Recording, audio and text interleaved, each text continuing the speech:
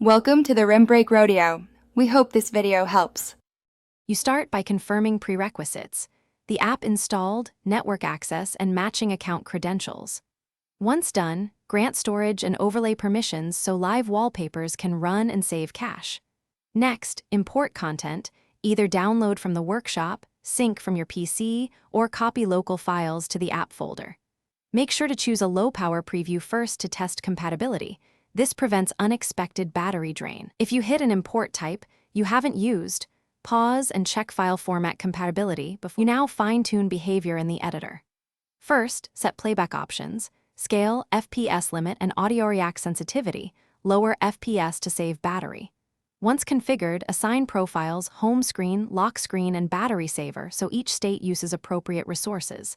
Then edit layers and shaders, tweak opacity, speed, and event-triggered keys to make animations interactive.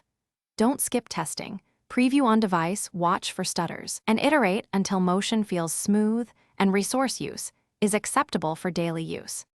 You finish by saving your preset and exporting a backup so you can restore settings later.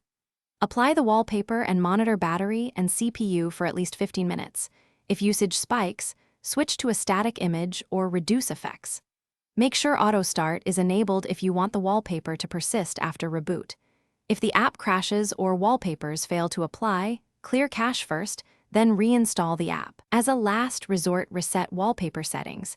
That usually resolves stubborn profile or permission issues. Thanks for watching. Consider subscribing if we helped you.